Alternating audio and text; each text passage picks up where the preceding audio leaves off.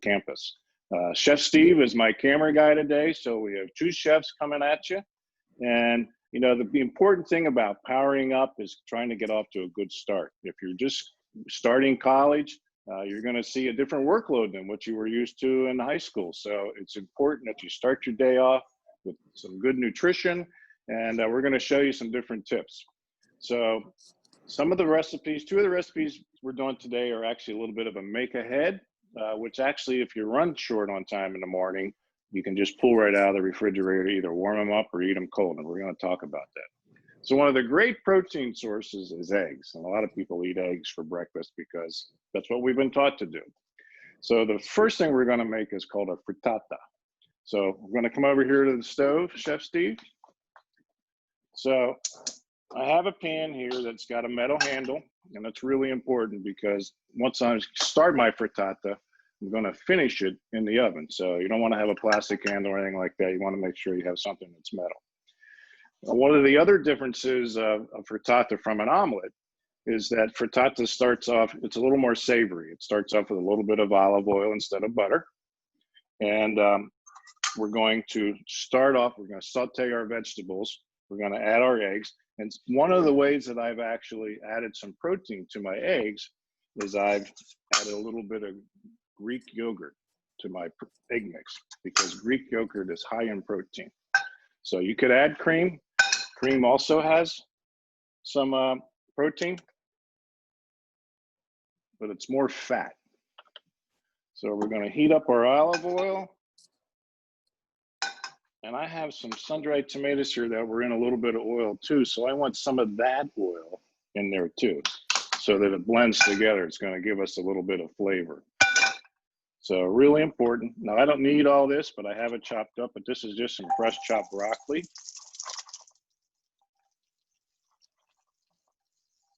Like I said, this is something you can make today for tomorrow, and you can make it any way you want. If you don't want broccoli and onions and sun-dried tomatoes, you can put in it whatever you like to put in it. It's just like an omelet. If you want ham and bacon in it, you can put ham and bacon in it.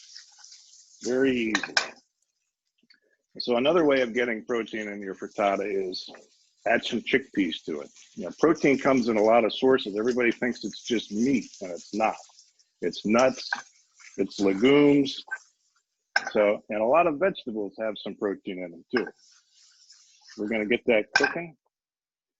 Now the sun-dried tomatoes are already a little bit blanched. Now these are ready to go, and you'll see what I mean because they come in some olive oil. Now there's sun-dried tomatoes out there that are dehydrated and you have to reconstitute them. So if you buy those by accident, just add a little bit of hot water to them, let them sit for about 5 minutes, and they'll kind of come back together. All right, so I got my eggs here. I got 4 eggs and 2 tablespoons of Greek yogurt because I want to have some extra protein. I want to season my eggs with some salt and pepper.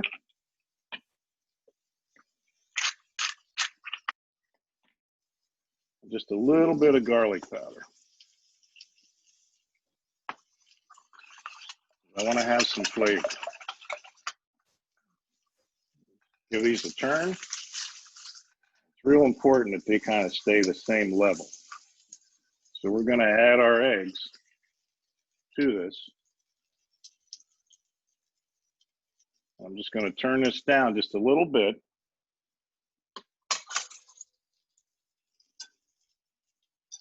And I want it to start to set up before I put it in the oven. So it's already starting to do that.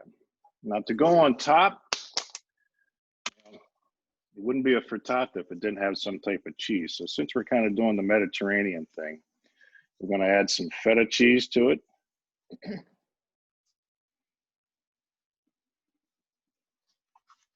we're going to sprinkle that on top. Well, that looks good. And then a little bit of Italian seasoning.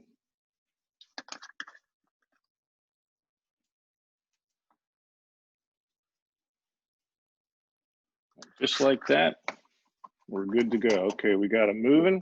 We're going to take this and we're going to transfer it to the oven. I have my oven set at 375 degrees.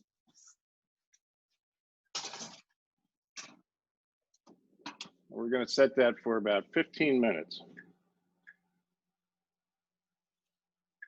Okay. All righty. So that's one recipe started. That one had to be started first because there's a little bit of cooking time in it. So our next recipe is called a breakfast deviled egg. And I know what you're thinking. Who would eat deviled eggs for breakfast? Well, you eat eggs anytime, really. You can eat them breakfast, lunch, excuse me, breakfast, lunch, and dinner. But the difference with a breakfast deviled egg is it doesn't have all the mayonnaise and mustard and all that kind of stuff that makes it savory. So what we're going to do is mix it with some cream cheese. Now I have some whipped cream cheese. I don't have the brand name, but this is fine. So this is kind of a unique way to get eggs and bacon. And what's really neat about it is once you have them made up and you get them set up in the refrigerator, or you can eat them right away as you make them, you can pull them out, and if you're in a hurry, eat 2 or 3 of them, add some stuff to them. So we're going to do that. So if you've never made a deviled egg, you use a hard-boiled egg, you cut it in half, you remove the yolks. That's what these are. So I'm going to put those in there. This goes in a food processor. It's the easiest way to do it. Years ago, before they had food processors, you know, mom or dad used to smash them with a fork and then mix them and all that kind of stuff. So this makes it real simple and easy. So, and then what I'm going to do is add a little bit of whipped cream cheese so it's nice and soft. And I don't want to add it all at one time because if I add too much, then it gets kind of runny. And I'm going to add some salt and pepper because you got to have some flavor. And that's it. Now, if you want to add some of your own touches, you can.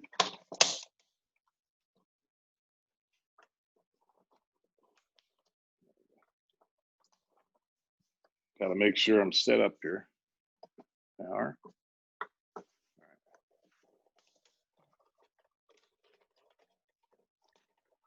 Always one last minute thing you're not ready for. Well, while Chef Tom is doing that, I don't know about you all, but I am super excited about breakfast deviled eggs. I've never even heard of that. And so I am sitting here like so excited because I love deviled eggs. So this is just something new to add to my rotation. So I am super excited about this recipe. And I'll be sure to make sure that everybody gets the recipe at the end of this along with this recording. All right, so I'm going to add a little bit more cream cheese to it.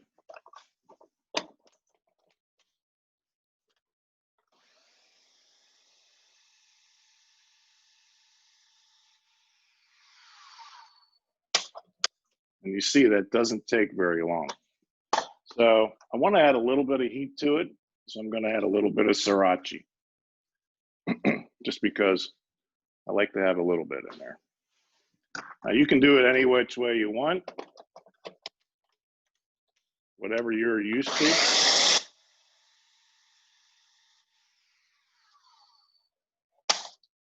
All right, let's see how we came out. All right, looks good. So we're going to take that off of there. And I'm going to pull this out, and this is just my food chopper blade. I'm going to show you an easy way to stuff your eggs. And I know everybody doesn't have all the tools I have in my kitchen, and that's okay.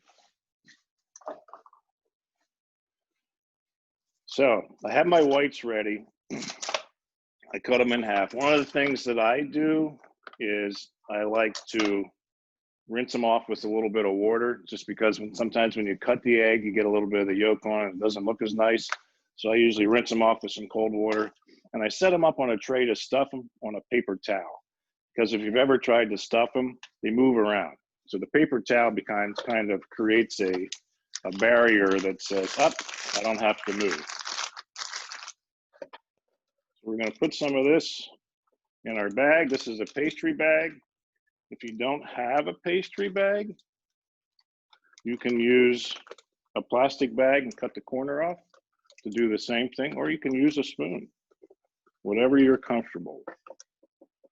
When I make my deviled eggs for all the time eating, not just breakfast, I add a couple different types of mustard, some mayonnaise, but I add a lot of cream cheese to it. It just gives a little more fortification. It also extends it because you only get so much yolk out of your egg. So to use a bag, I'm going to put it in there, twist it, and just push everything to the end. Very simple. Just a star, like that. Now, when I set these egg whites up on my tray, I went through with a paper towel and I just dotted the inside so there wasn't any water in there, because I don't want to water down my filling. Very easy. Now, 4 of these would make a great breakfast when you're in a hurry. And if you don't know how to cook a hard-boiled egg, it's not a hard thing to do, but sometimes there's a little bit of a trick to it. So we're going to stuff those. Just to kind of get the idea of how to do it. What you can do is buy them already hard-boiled in the store. They sell them that way. They're perfect. They come in a bag. And we're going to do a little bit of a presentation here. I like salsa with my eggs, even hot eggs and cold eggs. So I just have a little bit of fresh salsa here. I'm going to put that on the plate. Put our eggs in there.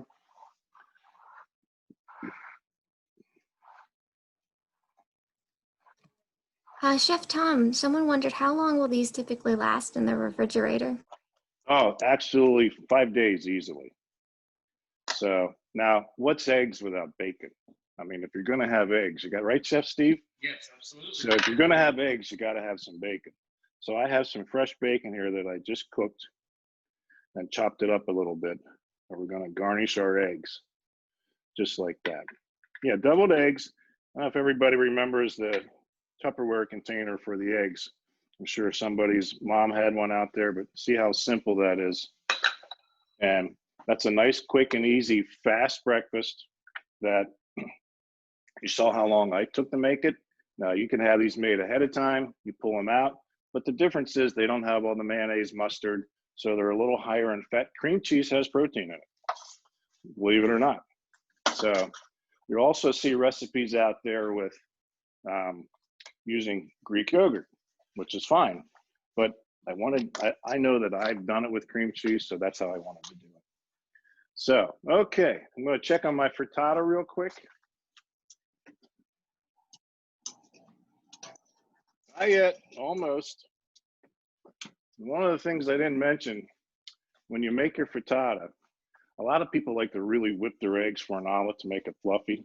You don't want to do that with a frittata. You want to just crack your eggs and mix it and make sure it's good so it sets. You don't want it to have a big puff. Okay.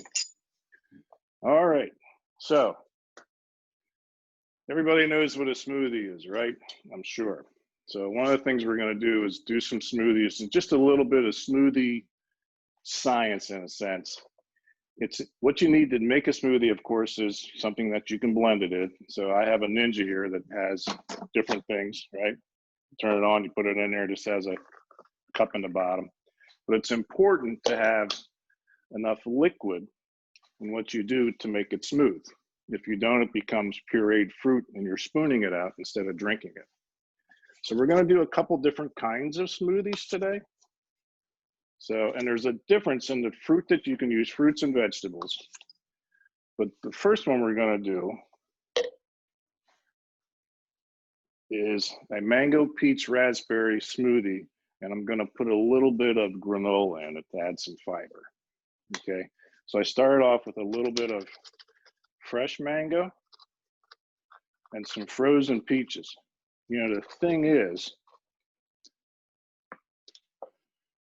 right now, and if you see, you go to any grocery store, frozen peaches, great for smoothies. So if you're not into the prep thing, they're there, and they substitute for ice. A lot of smoothie recipes call for adding ice to it to give it that smoothie feel. It just waters down your product. So if you can use frozen fruit, you're better off. So I got some fresh raspberries. You know, raspberries aren't cheap. So one of the things that you can do with this when you're done is put the raspberries in a tray, on a tray in the freezer, and individually freeze them and then put them in a Ziploc bag, because raspberries only last a couple days in your refrigerator. So you want to move them quick. A little bit of granola. All right. And then we got almond milk. Now this is vanilla almond milk, unsweetened. I don't want to add a lot of sugar to what I'm doing because I'm going to have sugar from the granola, sugar from the fruit. So one of the things with almond milk, shake it up. Okay. Almond milk's a cool thing. I eat it on my baked oatmeal every time I have baked oatmeal, and it lasts forever in your refrigerator. Okay. So we put the blade down. And so what happens here is when you make your smoothies, you actually become like a smoothie scientist. So you kind of add things that what you like. So this is kind of loud.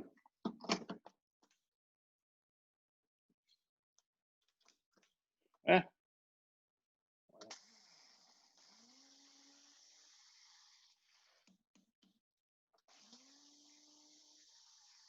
You saw how long that took. It took me longer to get it started than it took to make it. All right, so single serving. Now these things are kind of cool. If you wanted to, this could be a mix and go things. They actually come with like lids that you can put in here, and you can take it in your car, and I don't suggest you're driving and drinking smoothies, but here we go. Very simple. Does that ever smell good? And that's just made with fresh mango, frozen peaches, and you can use frozen mango too. Cleaning mangoes isn't an easy thing to do. And one of the things I like to do is just garnish it with a little bit of granola on top. Okay, some people like their smoothies real thick. They like to spoon them out. Some people like to put a straw in. All right, next. This one takes a little bit more work. But what it is a vegetable smoothie with a little bit of banana in it. So I found this out there, which is a carrot, ginger, turmeric, Boathouse Farms, right? Because the recipe that I found actually called for carrot juice. Fresh carrot juice is delicious if you've ever had it, but you need a juicer. Well, not everybody has one of those. So this is organic kale. So one of the things you want to make sure you do is wash your kale. Anything organic, you wash real good before you work with it. A half a cucumber I peeled, okay, and a half a banana. I know, sounds good already. So you can use soy milk if you have it. I don't have soy milk today, so I'm just going to use a splash of almond milk. Again, more protein. I always say, I said to Chef Steve, you know the phone's going to ring when we do our show, and sure enough, it does. All right, and then we got some of this great stuff, right? Like I said, remember you need your liquid. So, and I'm just gonna put a little bit of Greek yogurt on top of it because I want it kind of creamy. Now, if you wanted to keep it vegan, you wouldn't put this in there. All right, I'm gonna rinse this off real quick because I only have one chopper blade.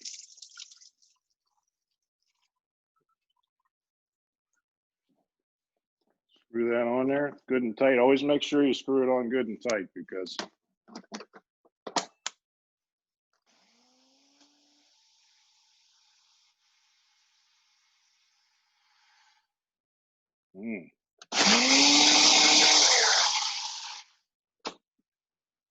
Okay, so I'm going to just add a little bit more kale to this because kale, I want it to be a little greener, and I have it here, and it won't take much to do this. So, and it kind of uses it up, and the whole idea is to get the green fiber in there. Like I said, you can be a smoothie scientist.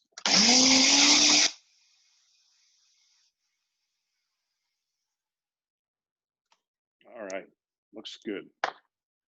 All right, and we'll set that up. Smells good. I like the cucumber smell going on. All right. Quick and easy, lots of fiber. Can't beat it. I'm going to clean this up. I want to check my frittata real quick because I think we're getting close. Okay, no sipping, Chef Steve. No. All righty. I could feel it in my bones. There we go. That looks beautiful. Turn that off. Ah, see how nice and set up? All right, so we're going to just let that settle down just a little bit, so it's got to kind of temper before we cut it. So we got another smoothie to make. And then I'm going to show you a real quick on-the-go recipe for those of you who say, I don't have time and I'm not a cook and I don't want to learn how to cook. All right, this one is a peanut butter and jelly smoothie. Okay, so we got peanut butter, we got a couple different types of berries. I'm gonna put a little bit of banana in it, and if you notice, my bananas, I peeled them and I froze them. Okay, they replace your ice cubes, but a lot of times people let bananas go too far, and then what happens is they get brown, and that's actually when they're the sweetest. Banana preference is a personal thing. Some people like them green tip, some people don't like them speckled, some people like them brown. Whatever, it's all your thing, but that's how you do it. So, real quick, let me clean up, so I don't like messes. We'll start off with some fresh berries. These are fresh strawberries. Okay. Some frozen blueberries. And you know, the thing about frozen fruit is a lot of times, this has always been my impression, is they freeze fruit that's not the best. But a lot of times, or it might be overripe. Sometimes overripe fruit has the most sugar, so you're actually getting a sweeter product than if you were taking strawberries right out of the container. Get a tablespoon of peanut butter. Get in there. There we go. And then I'm going to put some banana in here. We need a little bit of banana. My banana's getting soft. So, okay, and what do I say? We always need some liquid. Orange juice works great for this. Okay, so we're going to put a little bit. Now, where I live, the farmer's market has a stand that sells fresh squeezed orange juice. That's the best product for this. But if you don't have that, and we're just going to put a little bit, remember we need a little more, because peanut butter is protein, just a little bit of Greek yogurt just because it makes it creamy. All right. Screw that on tight.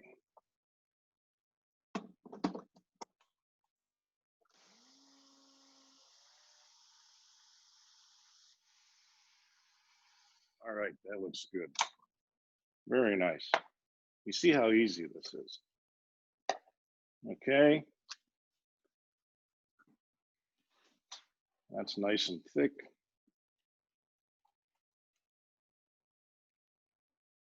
And it's all makes about a 12-ounce serving.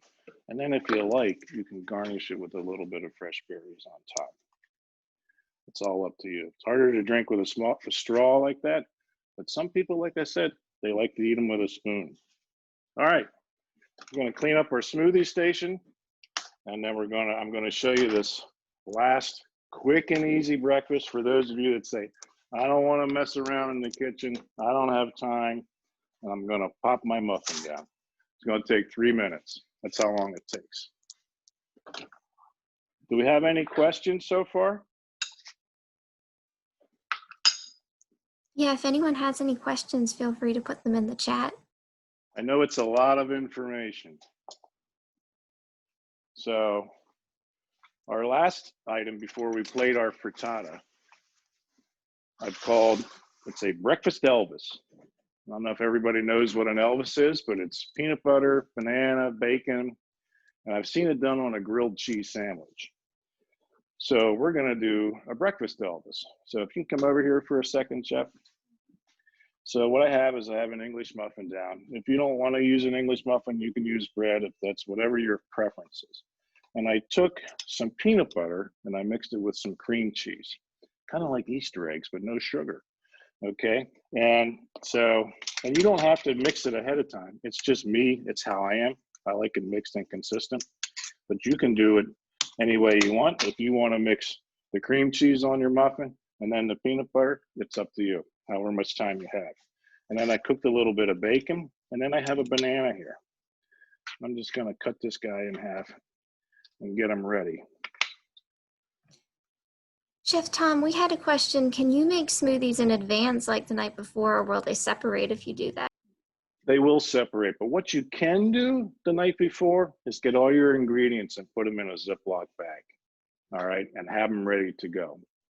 And it's a time saver. It takes a minute to put all your stuff together. In chef world, we call it mise en place. But in this, you know, it's just getting your stuff in order. But in today's world, this is what we do. So it's just an easy way to make things. But no, I don't think it would be as good because you kind of want it fresh. It's why if you go to a smoothie stand, they don't make them ahead of time, okay? Because you want to have that final product. So, but they sell things out there too that are smoothies in bottles. They're not as good as what we just made, I guarantee you. All right, so we got our English muffin. So all we're gonna do is spread a little bit of our peanut butter cream cheese on it. All right, and you notice I'm not putting any butter on it. Well, I don't need butter because I have cream cheese. You know, cream cheese has some protein. Butter is pure fat. That's what it is.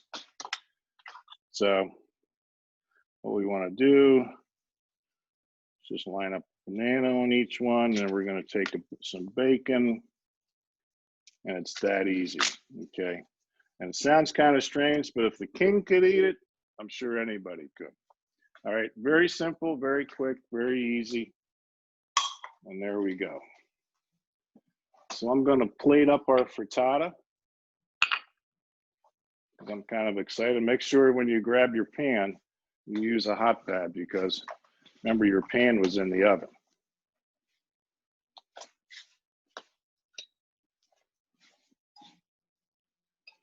All right, now this is something that you can make ahead of time and cut each morning. You can get a couple days out of this pretty easily. I'm just gonna line that up right on there. Now that's a pretty healthy breakfast, even for a guy like me or Chef Steve. So all I'm gonna do is cut that, okay? And there you go. And it should be brown and bubbly. And if that's as much of a portion as you like, which is for me would be plenty, and I'm going to just drizzle a little bit of balsamic on it because I like balsamic. And even though it's breakfast, you can still eat it. So very simple, very easy. And the frittatas, you saw 15 minutes, a little bit of prep work. You make it the day before, you heat it up a couple days. It's quick and easy. And it's about putting in the ingredients that you want, all right, adding the protein to get you started so you start off great, and there you go. So there's 6 different recipes, easy to go. Remember, Chef Steve, no sipping till we're done. Okay, does anybody have any questions? I hope there's some questions.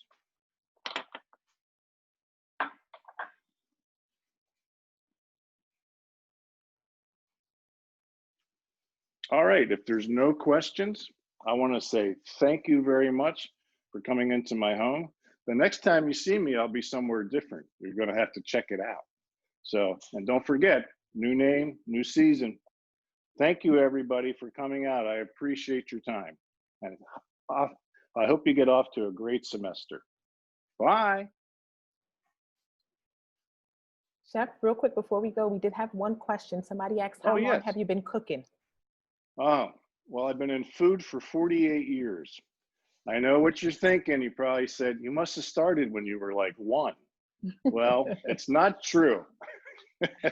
So, no, I've been cooking actually about 45 of those. So, and I'm actually I graduated from the very first chef training program that Harrisburg Area Community College ever had. And I was in the first class. And if I told you the date I started, then you'd really know how old I am. But it was called the Chef's Apprenticeship Training Program. It was held by our local ACF chapter. And I'm very proud to be a graduate. And So now I run a restaurant called The Chef's Apprentice. It couldn't be a better fit. So, but yeah, long time. I've been in a lot of different places over the years. I've done hospitals, I've done K through 12 schools, I did hotels and restaurants for 25 years, and it's a great experience, and I feel very lucky to be where I've been and what I do. Chef, we want to take this time to thank you so much. I know you can't see the chat right now, but several people have said thank you. They're saying awesome. They're asking for the leftovers in the bookstore. So thank you all so much for joining Chef Tom and the student involvement team. Again, I am your host, Cindy Strawbridge, one of the assistant directors here at HAC. We are super excited for what's to come. Again, Chef Tom will be launching his new show. We won't release the name, but look out for it coming to you September 10th. And please stay connected to the student involvement team. We have amazing things coming up, amazing programs, so you don't want to miss what's happening. A happening place is a place to be. Thank you all for joining us, and until next time, be well. Thank you. Thank you.